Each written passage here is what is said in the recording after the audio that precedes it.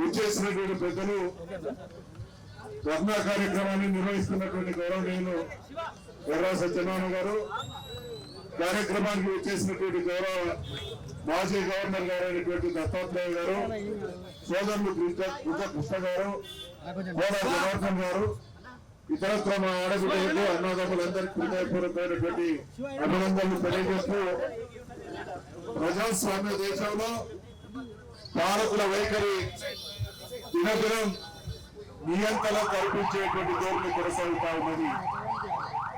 ఒక మనిషి శరీరంలో అనేక అత్యంత మనిషి జీవితాన్ని నిలబెట్టేటువంటి అవయవాలు ఉంటే, ఆ మనిషిని చంపాలనుకుంటే ఒక్కొక్క అవయవాన్ని ఏ రకంగా అయితే నిర్వీర్యం చేస్తారో అదే రకమైనటువంటి కుట్ర ఈ దేశంలో, ఈ రాష్ట్రంలో బీసీలకు భవిష్యత్తు లేకుండా చేయాలి, బీసీలు రాజ్యాధికారంలోకి రాకుండా చూడాలి, బీసీలు తెలుగు కళ్ళ వాళ్ళు కాకుండా చూడాలి, బీసీల్లో చైతన్యం వస్తా ఉన్నది.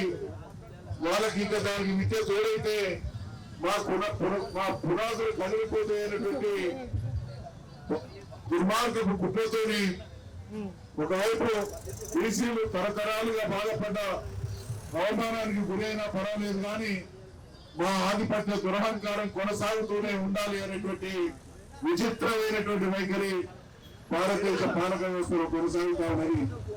ఇది ప్రజాస్వామ్య దేశం, ప్రపంచానికే తలమానికంగా గౌరవించబడుతున్నటువంటి దేశం. మరి ఈ దేశంలో మెజారిటీగా ఉండేటువంటి బీసీల విషయంలో స్వాతంత్రం వచ్చినటువంటి 80 సంవత్సరాలు ముగుస్తున్నటువంటి కాలంలో ప్రాథమిక విషయాల్లో బీసీలు ఆందోళన పదవులు సాగాల్సినటువంటి పరిస్థితిని సృష్టించి కొనసాగిస్తున్నారు అంటే వీళ్ళ కుట్ర ఎంత లోతుగా ఉందో అర్థమవుతూ ఉన్నది.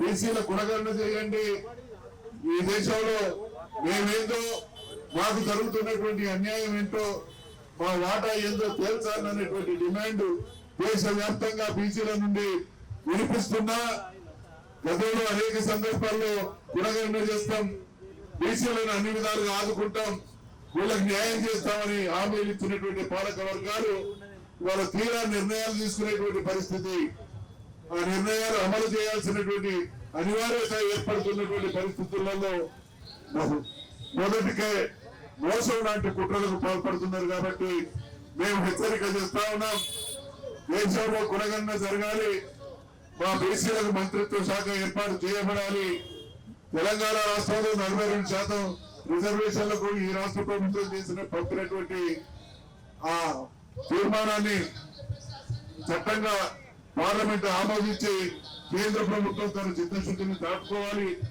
అదే రకంగా అధికారంలోకి రావడానికి రేవంత్ రెడ్డి గారి నాయకత్వాన కాంగ్రెస్ ప్రభుత్వం ఆనాడు ఫీజు రీయింబర్స్మెంట్ విషయంలో బకాయిలే కాదు, ఎప్పటికప్పుడు ఏ సంవత్సరానికి ఆ సంవత్సరం బకాయిలు చెల్లించి మేము విద్యార్థుల్ని ఆదుకుంటామనేటువంటి హామీ ఇవ్వడం జరిగింది.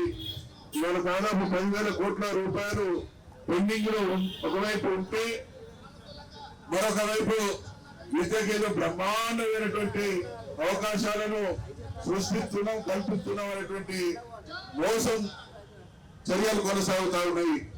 మేము తక్షణమే డిమాండ్ చేసేది ఇప్పటి వరకు పెండింగ్ లో ఉన్నటువంటి ఫీజు బకాయిలన్నింటినీ పూర్తిగా చెల్లించి విద్యార్థుల భవిష్యత్తుకు భరోసా ఇవ్వాల్సినటువంటి బాధ్యత ప్రభుత్వానికి.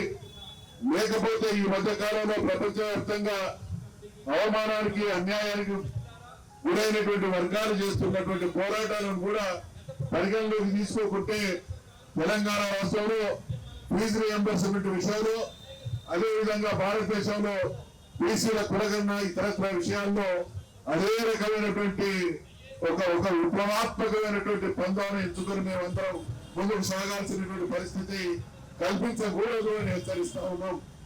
మీరు పాలకులు కావడానికి, మీ రాజ్యాకాంక్ష తీర్చుకోవడానికి మేము ఓటర్లుగా మాత్రమే మీరు పరిగణిస్తా ఉన్నారు. కానీ ఇక్కడ మార్పుల వెనుక మేమున్నామనేటువంటి విషయాన్ని మీరు అర్థం చేసుకోకుంటే, దేశంలో నియంతృత్వంగా 200 సంవత్సరాల పాటు పాలించినటువంటి బ్రిటిష్ పాలక వ్యవస్థను తరిమివేసింది ఈ జాతి. అదే రకంగా తెలంగాణ రాష్ట్ర ఏర్పాటు కోసం చరిత్రాత్మకమైనటువంటి పోరాటం చేసింది తెలంగాణ జాతి.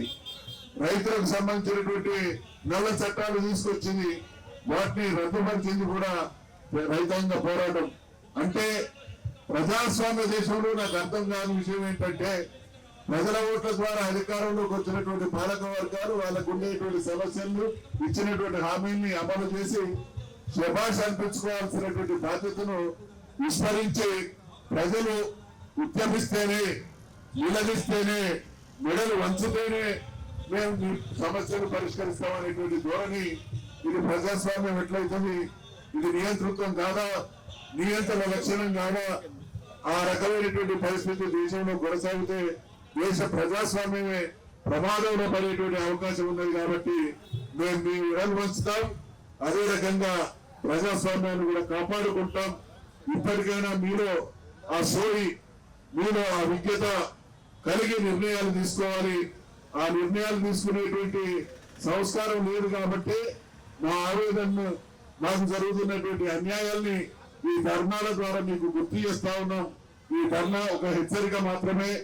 మీ నిరంకుశత్వానికి, మీ దుర్మార్గానికి ఇది ఒక సూచిక మాత్రమే. మీరు అదే మీ లక్ష్యం, మేము ఈ రకమైనటువంటి వైఖరితోనే ముందుకు సాగుతాం అనేటువంటి దుర్మార్గమే మీ మనసులలో గూడు కట్టుకొని ఉంటే దానికి బుద్ధి ఎట్లా చెప్పాలో కూడా మేము ఆలోచించుకొని ఆ పందాన్ని కూడా ఎంచుకుంటాం అనేటువంటి హెచ్చరిక చేస్తూ, కులగణన జరగాలి, బీసీలది ఫీజు రియంబర్స్మెంట్ పూర్తిగా ఇమీడియట్ గా పే చేయాలి, 42% రిజర్వేషన్లు చట్టబద్ధంగా రావాలనేటువంటి డిమాండ్ చేస్తూ స్వరా సత్యనారాయణ గారు చేసినటువంటి ఈ కార్యక్రమాన్ని హృదయపూర్వకంగా అభినందిస్తూ, కార్యక్రమాన్ని జయప్రదం చేయడంలో పాల్పంచుకుంటున్నటువంటి మా విద్యార్థి మిత్రులకు, బీసీ సంఘాల పెద్దలకు, మా ఆడబిడ్డలందరికీ మరొకసారి హృదయపూర్వకమైనటువంటి అభినందనలు, ధన్యవాదాలు, సెలవు.